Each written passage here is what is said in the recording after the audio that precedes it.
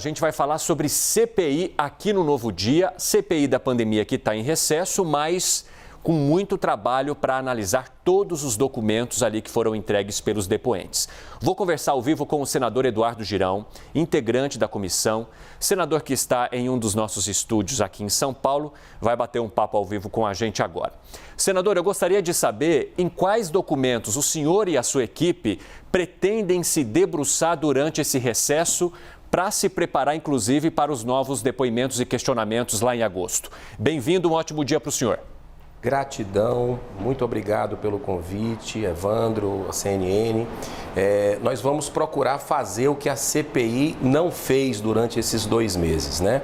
Vamos tentar equilibrar, analisar documentos tanto de investigações em relação ao governo federal, como também com relação a estados e municípios que receberam bilhões de reais e a CPI ignora, né, olhar para a corrupção, por exemplo, como o Consórcio Nordeste, que comprou 300 respiradores adiantados, quase 50 milhões de reais, e que até agora a CPI evita tocar no assunto porque blinde aí, está blindando 2 ex-ministros do governo Dilma. Isso não é correto, mas a gente vai procurar, durante esse recesso, estudar esses documentos para voltar à carga em agosto, para ver até quando a CPI vai fechar os olhos para a corrupção em estados e municípios. Senador Gustavo Uribe, o nosso analista de política em Brasília, também vai participar junto comigo. Uribe, fique à vontade. Bom dia, senador. Senador, um dos pontos de investigação da CPI da pandemia tem sido o tal do gabinete paralelo, aquela estrutura que instruiu o presidente Jair Bolsonaro em discordância com o Ministério da Saúde. E muitos documentos da CPMI, da fake news, acabaram sendo enviados e compartilhados com a CPI da pandemia. O senhor acredita que possa haver uma correlação entre o gabinete paralelo e o gabinete digital do Palácio do Planalto? Olha, Gustavo, eu acho que isso a gente tem que investigar também, né? A CPI, ela infelizmente tem narrativas, né? Desde o início dela. Foi a CPI da cloroquina, a CPI da Copa América, a CPI do gabinete paralelo, como você está colocando, visto que a gente tem que ter muita serenidade, responsabilidade, porque a gente percebe que essa questão de consultar, o presidente consultar pessoas, especialistas, isso não é problema, isso acontece em muitos governos, né?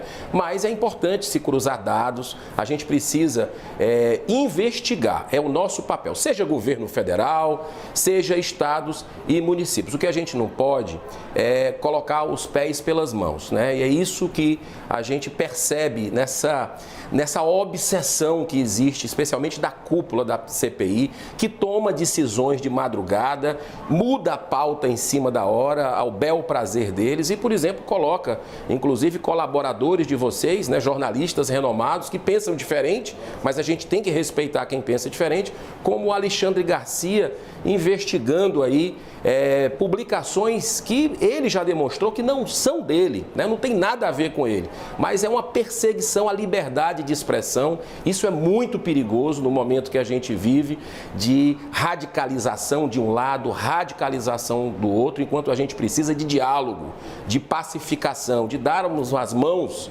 para ajudar as pessoas que estão desempregadas, que estão com fome. Você vê que depois que começou, Gustavo, essa CPI, não se fala mais, você não ouve mais falar da questão da prisão em segunda instância, que é um anseio legítimo do povo brasileiro, a questão do fim do foro privilegiado, não se fala mais nessa pauta tão importante no combate à corrupção e à impunidade. Então, as energias estão concentradas numa CPI politiqueira, que mostra realmente que o objetivo é apenas antecipar o calendário eleitoral de 2022. Isso é desumano, isso é uma covardia com o povo brasileiro que espera mais de nós, políticos, com relação ao trabalho. Senador, por outro lado, o senhor não acredita que a população queira saber por que nós temos mais de 500 mil de mortos aqui no país e por que tantas ofertas de vacina não foram tratadas de uma forma urgente ou com emergência, como muitos depoentes da CPI já relataram aos senhores? Olha, muito interessante, Evandro, a gente ter materialidade nesse assunto. Não tenha dúvida que o governo se equivoca. O próprio presidente da República, quando dá declarações contra a vacina, quando causa aglomeração, não usa máscara. Eu não concordo com esse tipo de coisa. Mas em termos de governo buscar vacinas, até agora, né, eu estou falando com os documentos que a gente teve acesso, a gente percebe que foi buscado, né? Existe uma narrativa de que cartas chegaram da Pfizer, por exemplo, e não foi comprada a vacina, mas não. 9 dias depois que o Congresso fez a sua parte e resguardou o país com cláusulas leoninas da própria Pfizer, onde o foro era lá em Nova York e onde o Congresso precisava, a Anvisa precisava aprovar a vacina, 9 dias depois o governo comprou. O que a gente vê na CPI, que eu acredito que deva ter acariação, eu, inclusive, fiz um requerimento para isso, para não haver aquela prisão que foi totalmente arbitrária. Os grandes juristas do país, inclusive com visões ideológicas diferentes, concordam que foi uma prisão arbitrária e isso causa preocupação, porque ali precisava fazer uma acariação do Roberto Dias com, por exemplo, o cabo Dominguete. Foi isso que eu solicitei, mas não. A busca por holofote, a busca por fatos da CPI, eu não tenho dúvida que durante esse período agora, eles vão estar criando todo dia situações diferentes, porque o objetivo é simplesmente desgastar o governo federal. E por mais que eu tenha discordâncias do governo federal, eu não acho isso correto com o Brasil. A gente tem que ter responsabilidade com o Brasil, o mundo todo sofre as consequências dessa pandemia, milhões de mortes a gente tem aí pelo mundo, muitos erros, né? E é um aprendizado. E que essa CPI deixe um legado para as pessoas para saber como fazer e como não fazer também. É por isso que a gente tem que ter mais técnica e menos pirotecnia nessa CPI. Senador, na sessão da última sexta-feira, o presidente da CPI da pandemia, Omar Aziz, chegou a defender que o presidente Jair Bolsonaro afaste, pelo menos por enquanto, o Élcio Franco da estrutura na Casa Civil, já que há muitos depoimentos que apontam ele como um dos responsáveis por eventuais equívocos na negociação e no fechamento de acordos em relação a insumos e vacinas. O senhor acha que o presidente Jair Bolsonaro deveria afastá-lo neste momento do cargo no Palácio do Planalto? Olha, Gustavo, a gente precisa exatamente ter essa responsabilidade com o país. Nós já tiramos 2 vezes, nesse período crítico ainda de pandemia, o ministro da Saúde lá da cadeira dele, podendo estar comandando o avanço da vacinação no país, que é fundamental a vacinação, mas não, se tira ele para ir para a CPI, tentativa de humilhar, ameaça de prisão, é isso que a gente está vendo, um desrespeito muito grande, agressividade nessa CPI. É por isso que o povo brasileiro, eu espero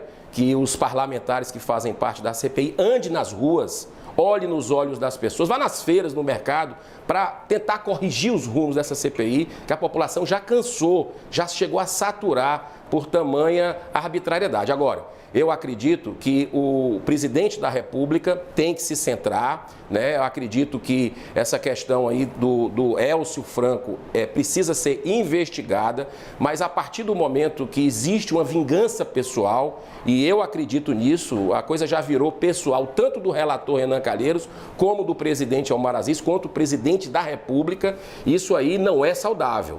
Isso aí é tudo que a gente não precisa no momento, essa briga por poder. O que é triste é isso, é um projeto de poder de 2022 do grupo de oposicionistas que querem implantar a marra e a gente precisa ter respeito à democracia. Respeito à democracia. Se quiser tirar o presidente, né, eu acho que faz parte do jogo democrático, tira em 2022. Agora, fazer uma CPI, parar o país, deixar de votar reformas importantes, como a reforma tributária, como a reforma administrativa, para socorrer as pessoas e fazer politicagem nesse momento, eu não acho, sinceramente, correto com a nação brasileira.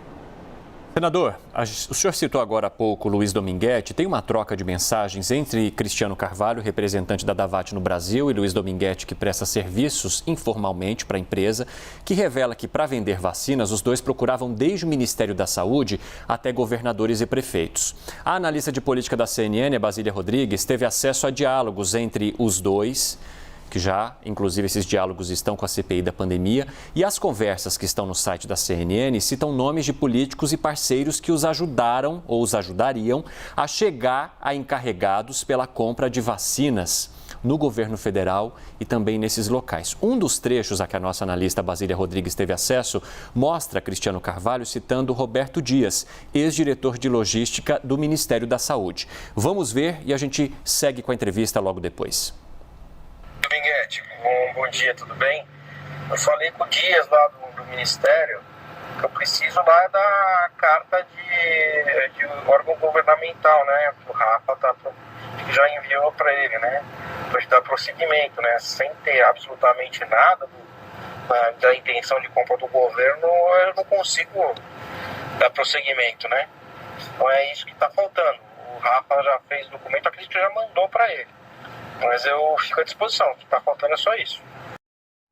Senador, como que o senhor avalia esses diálogos, essas informações que vão chegando cada vez mais à CPI, neste caso relacionado a esta possível oferta da Davat para a compra de vacinas da AstraZeneca, que aliás tem parceria com a Fiocruz, então não precisaria de uma atravessadora neste sentido, e principalmente de uma possibilidade de corrupção dentro do Ministério da Saúde, no momento em que este ministério deveria estar empenhado apenas em adquirir, comprar mais vacinas e não pedir propina para isso? Olha, vamos lá. Em primeiro lugar, essa pergunta eu mesmo fiz lá durante a oitiva para o senhor Cristiano. Ele tentou mudar de assunto, mas disse que alguns estados foram procurados. Eu perguntei que estados, que consórcios, e ele não soube colocar. Eu pedi dados com relação a isso. A gente precisa entender o seguinte, devemos investigar, é nosso papel investigar, sem fazer pré-julgamentos, né? A gente tem que ter esse cuidado para dar o amplo direito de defesa, o contraditório. Mas esse personagem, o Cristiano, que foi ouvido lá, inclusive recebeu, foi muito estranho, porque recebeu o auxílio emergencial. Como é que um empresário que comercializa aí bilhões de reais, que estaria comercializando bilhões, precisou do auxílio emergencial? Já mostra um contrassenso muito grande, que a gente se preocupa com a fonte. Mas eu acredito que é necessário a gente continuar buscando, fazer a cariação. Eu acho que isso é importante. Ele com Roberto Dias, acredito que toda a verdade precisa vir à tona, e não a parte da verdade. A gente Até agora não há nenhuma sinalização para o senhor do que pode ter havido, ou se de fato houve uma possível corrupção dentro do Ministério da Saúde. O senhor não consegue chegar a essa conclusão por enquanto. Olha, Evandro, materialidade, é essa razão, a gente tem que deixar a emoção de lado e ir para a razão. Até agora, essa questão de propina efetivamente não está comprovado. Inclusive, durante a oitiva, ficou muito claro contradições do próprio depoente, como outros que foram lá.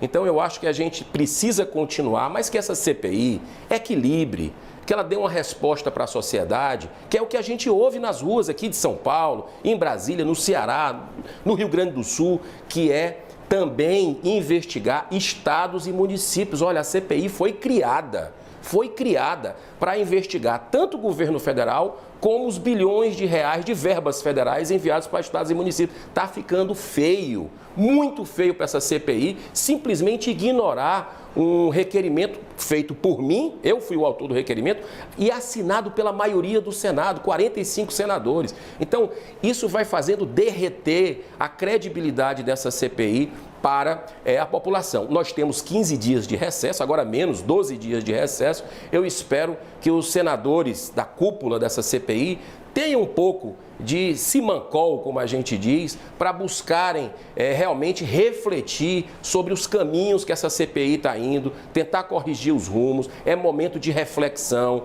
é momento de serenidade, de responsabilidade com o Brasil. A gente lembra que o próprio Supremo Tribunal Federal também não autorizou que governadores e prefeitos prestassem depoimento, né, senador? Isso é ótima a sua colocação, Evandro. Eu agradeço pela lembrança, porque o Supremo Tribunal Federal foi o mesmo que mandou o Senado abrir a CPI. Olha que contradição. E ele mesmo sabota nosso trabalho, dizendo que governadores que não precisam ir, que não precisam falar a verdade. E isso tem sido um rompante ali dentro dessa CPI. Mas tem outros caminhos. Isso não é justificativa para investigar, não. Tem, por exemplo, essa empresa que comercializa produtos à base da maconha, que a sede é aqui em São Paulo, que recebeu 48,7 milhões de reais do dinheiro seu, meu, das pessoas que estão nos assistindo, uma montanha de dinheiro, e não entregou nenhum respirador. Então, vamos chamar a dona dessa empresa, que é Cristiane Prestes, que já fez um depoimento e já disse que foi pedido superfaturamento pelo Consórcio Nordeste. Por que não querem olhar o Consórcio Nordeste? Será porque, supostamente, pelos documentos que a gente teve acesso, da CGU, do Ministério Público, será que é porque existe 2 ex-ministros do governo Dilma, de alguma forma participando disso? Né? Eu quero levar também o ministro Wagner Rosário, inclusive apresentamos e foi aprovado o requerimento dentro da CPI. Por que eles não chamam? Ficam empurrando isso com a barriga, já faz mais de um mês, a convocação do ministro, que quer ir, viu? O interessante, o ministro da CGU quer ir levando as operações, de 53 operações envolvendo vários estados em escândalos de corrupção, mas eles não querem. Eles não querem, o objetivo é só um. Já virou um caso pessoal, como eu falei aqui, com relação à presidência da República, e eu acho que tem que investigar todo mundo. Mas eu acho que a verdade e o bem vão triunfar, o povo brasileiro está consciente, quer a verdade, e aqueles que ainda não acompanham a CPI querem saber realmente que encaminhamento vai ser dado para estados, municípios, esse tal desse consórcio Nordeste. Senador, agora há pouco o senhor citou, de forma irônica, até a CPI da cloroquina. Isso foi muito questionado, nós tivemos dos dois lados debates muito tensos, inclusive também alguns senadores ali dizendo que iriam provar que publicações de revistas científicas renomadas eram mentirosas em relação a isso. E agora, na última semana, o Ministério da Saúde reconhecendo a ineficácia desses medicamentos para o tratamento da Covid-19.